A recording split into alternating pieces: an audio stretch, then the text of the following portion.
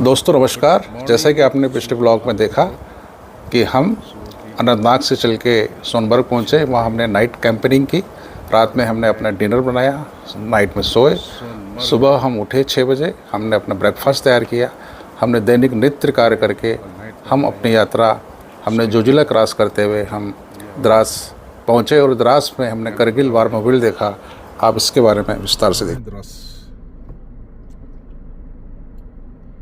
हम लोग अभी द्रास में हैं। वर्ल्ड सेकंड कोल्डेस्ट ये एरिया है, जहाँ का टेम्परेचर -50 तक चला जाता है। दोस्तों जैसा कि आप जानते हैं, करगिल युद्ध 99 में भारत और पाकिस्तान के बीच ड्रेंटन रेखा में हुआ था, जिसमें भारतीय सेना ने पाकिस्तानी घुसपैठियों को खदेड़कर विजय प्राप्त की थी। ये युद्ध मई से लेके जुलाई 99 में हुआ था और जिसमें हमारे वीर सैनिकों ने वीरतापूर्वक लड़ते हुए युद्ध को जीता था। 99 में जो वार हुआ था उसकी याद में ये बनाया गया है। ये देख रहे हैं आसपास पहाड़ियाँ बर्फ़ से लदी हुई हैं और यहीं टोलोलिंग और उसकी पहाड़ियाँ हैं। अभी हम यहाँ विज़िट कर रहे हैं, अंदर देखते हैं क्या क्या देखने को मिलता है।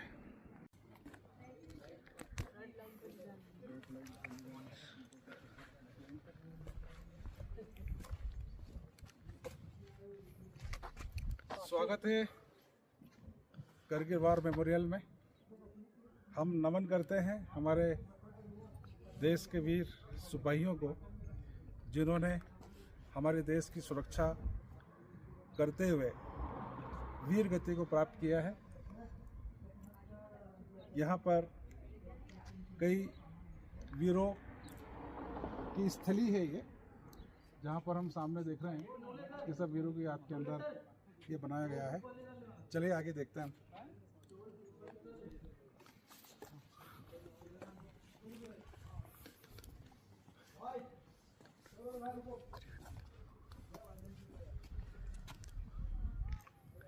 कैप्टन शिंग क्लिफोर्ड नानग्रुम,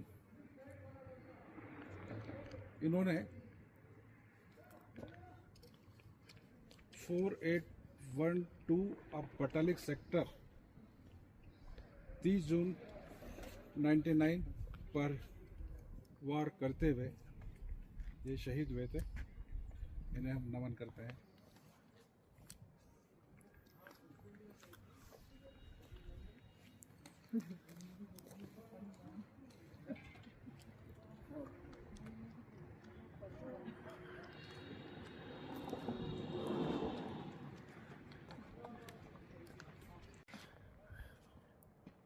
हमारे देश के सेनानायक विजय थापा, जिन्होंने 28 और 29 जून 99 की रात को इन्होंने कंपनी ऑफिसर के रूप में उन्होंने देश का नेतृत्व किया और दुश्मन को छठी का युद्ध दूध याद दिलाया और हमारे देश को सुरक्षित रखा। हम ऐसे वीर श्री विजय थापर साहब को सादर नमन करते हैं। जय हिंद।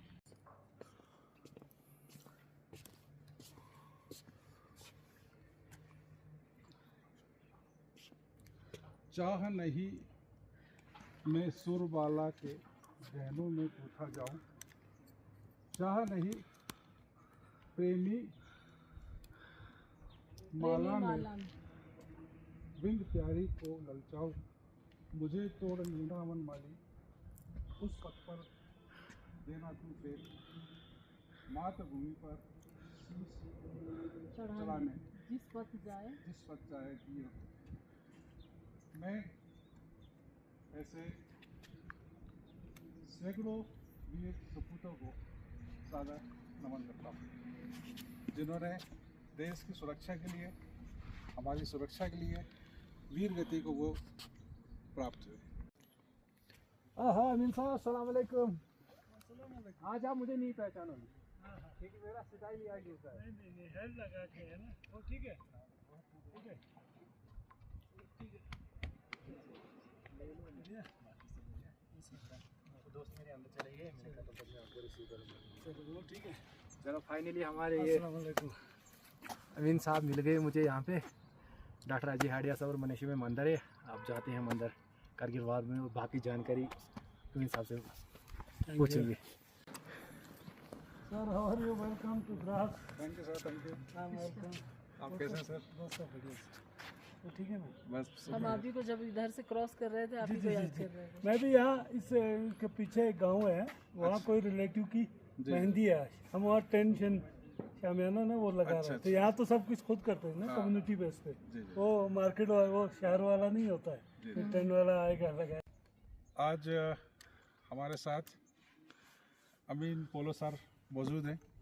2 साल पहले भी आपसे मुलाकात हुई थी। जी सर, जी सर। और इस जमीन पे आना, वीरों को सलाम करना, ये हमारे सौभाग्य की हमारे बात। सौभाग्य की प्राप्ति हमें होती है कि हमारे वीरों ने अपनी जान निछावर करके इस देश की मातृभूमि की रक्षा की। उन्हें बार बार नमन करने की इच्छा होती है। अभी हम लोग देख रहे थे कि इन वीरों ने अपने आखिरी पत्र में कितनी मर्मस्पर्शी बातें लिखी हैं अपने परिवार के लिए। आप बताइए आप। मैंने लेटर सभी के पढ़े। विजयन थापा जी ने अपने नानी और उनके जो भी बॉडी के लिए लिखा है, उसमें पढ़ने के बाद आंसू अपने आप आ गए।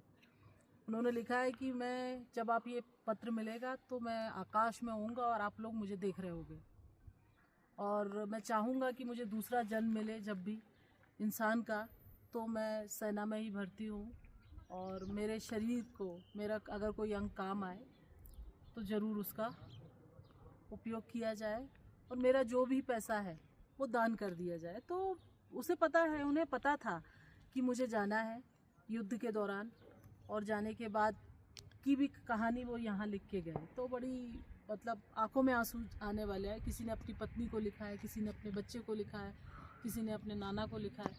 तो बहुत ही महान लोग थे ये। बिल्कुल दिल को छूने वाली बातें उन्होंने लिखी हुई है। कहना बहुत आसान है, करना बहुत मुश्किल है, और करने के बाद भी उनके जो शब्द हैं, जो उन्होंने लिखे हैं, जो उनकी सोच थी, वो पूरी देश के लिए थी। तो ऐसे लोग बहुत बिरले होते हैं, और उन्हें हमेशा नमन करना चाहिए। पोलो साहब बताएंगे यहाँ के बारे में। आपने तो उस वार को देखा है। मैं डॉक्टर साहब, आप और आपकी फैमिली और मेरे दोस्त मुजफ्फर भाई का एक बार फिर कारगिल वार मेमोरियल द्रास में वेलकम करता हूँ, क्योंकि आप लोगों का प्यार ही है जिससे हर बार आप जो है यहाँ आ जाते हैं, तो इससे लगता है कि आपको इस ज़मीन से कितना प्यार है। वैसे भी ये एक ऐसा इलाका है जहाँ पे हम खड़े हों, ये कारगिल वार मेमोरियल द्रास है, जो 99 के वीर जवान, और उसके अलावा जो हमारे दाएं साइड में है, उसके अलावा भी इस एरिया में जो लोग शहीद हो गए मिलिट्री एक्शन में, उन सबों का स्मृति यहाँ बनाया हुआ है। यहाँ आके दिल को अपने आप में एक शांति मिलती है, और यहाँ आके हमें पता चलता है कि हम जो इस वक्त सांस की चैन की सांस ले रहे हैं उसके पीछे किन लोगों का हाथ है। क्योंकि जब तक ना कुछ लोग कुर्बानी नहीं देंगे, आप पुरअमन जो है अमन नहीं रह सकते हैं। तो उसकी सबसे बड़ी चीज़ आपको कारगिल वार मेमोरियल द्रास में आकर मिलेगा।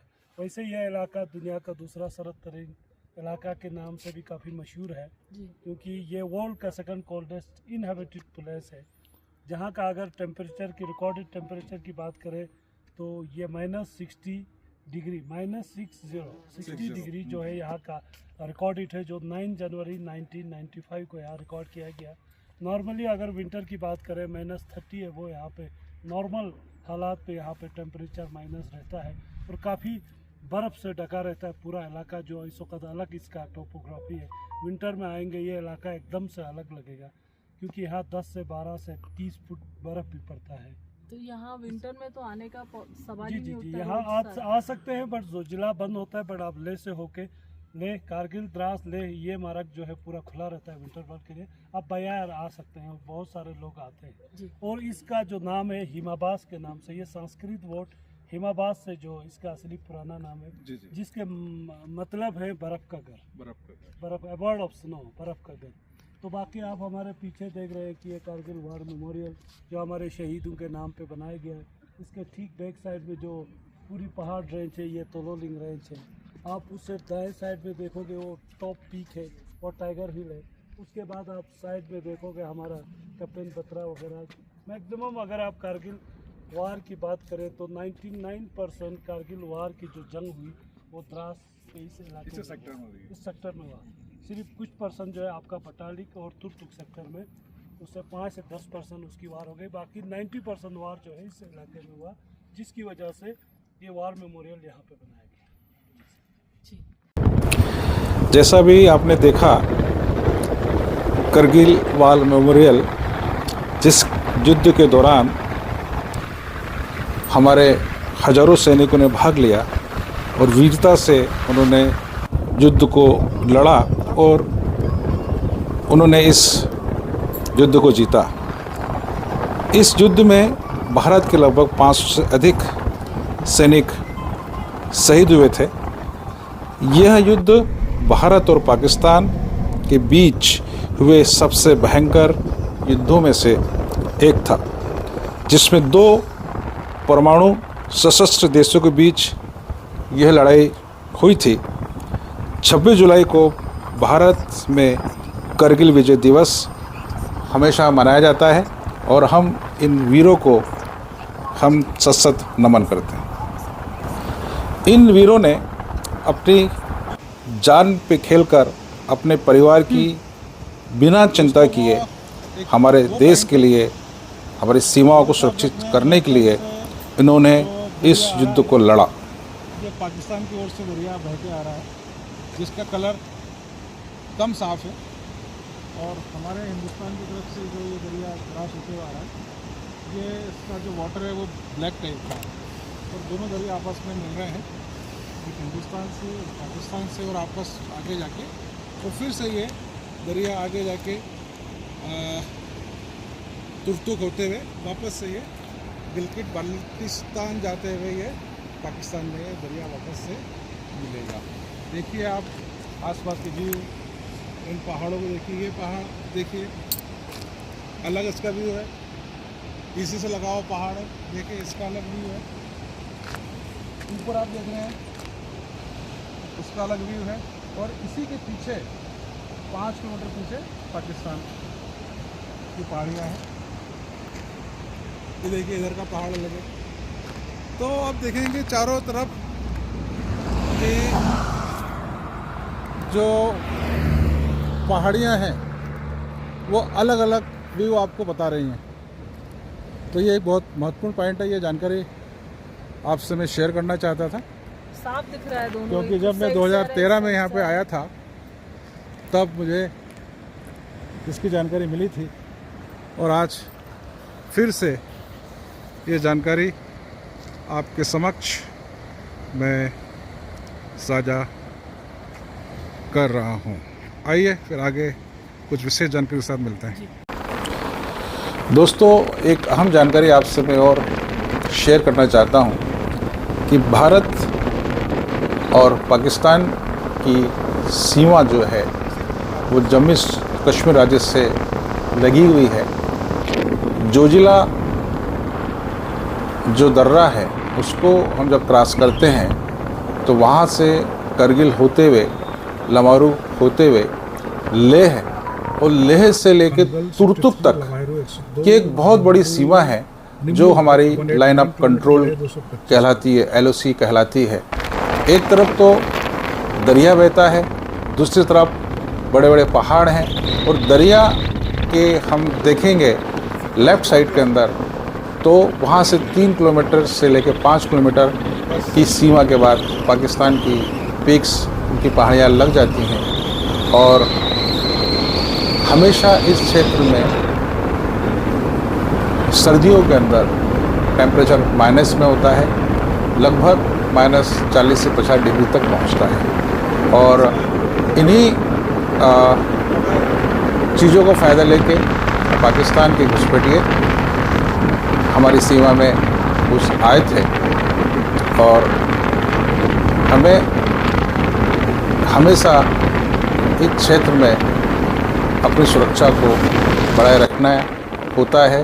हमारे देश की जो आर्मी है वो बलिदान देते हुए आज भी इस देश को सुरक्षा प्रदान कर रही है और हम जैसे आम नागरिकों को वो सुरक्षा प्रदान कर रही है। तो ये हमारे लिए बहुत ही फख्र की बात है। अब पानीखर की ओर मूव कर रहे हैं।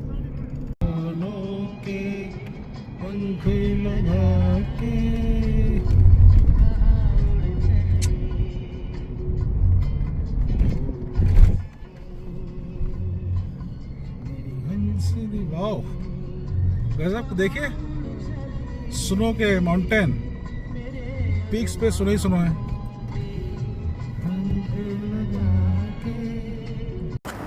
अभी हम लोग द्रास में करगिल वार मेमोरियल का हमने विज़िट किया और वहाँ से हम करगिल होते हुए अब हम झंस्कार की ओर जा रहे हैं और अभी हम रास्ते में अगला हमारा मुकाम पानीखर होगा।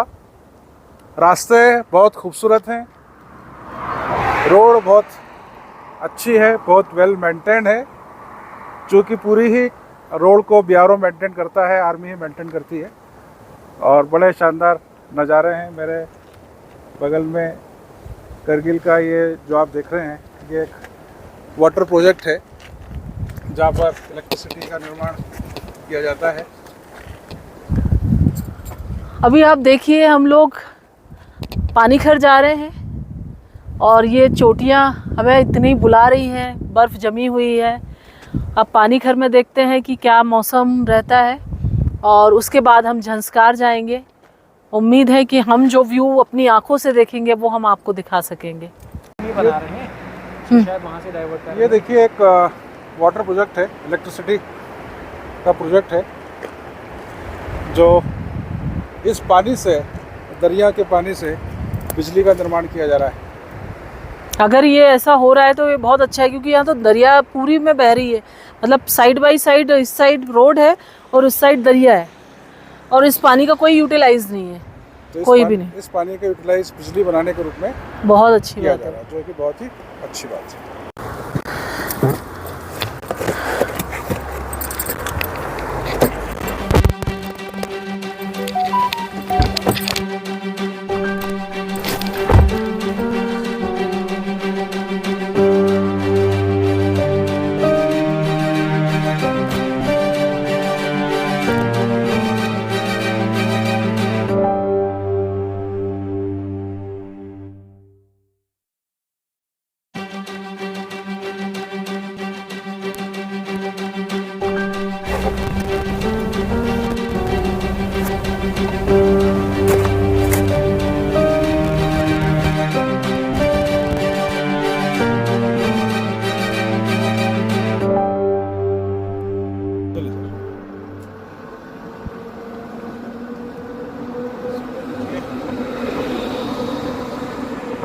पानी देखिए डैम की वजह से डैम बना हुआ है और पानी को रुका हुआ है, इस वजह से पानी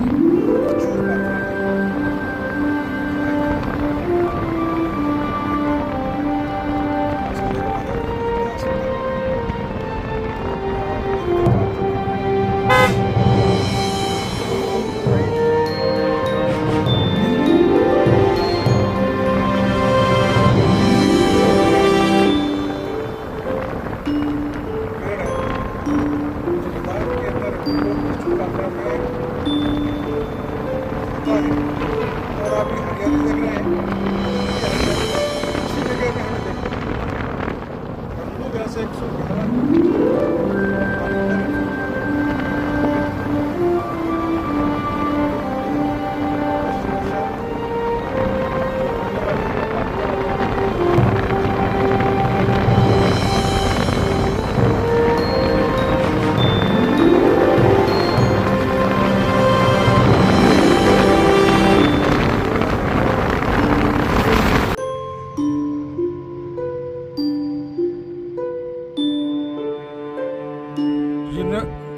यूनिवर्सिटी ऑफ लद्दाख का ये कैंपस है।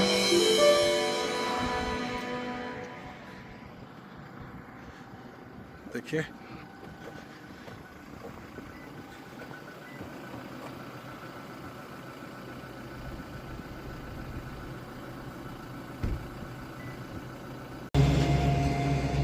इस वक्त हम मौजूद हैं Kargil campus university of Ladakh.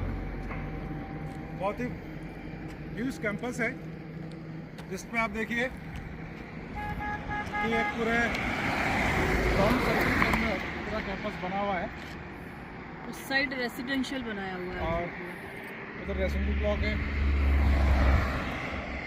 Campus hostel पूरा से इतना बड़ा है, पीछे तक काफी लंबा कैंपस है।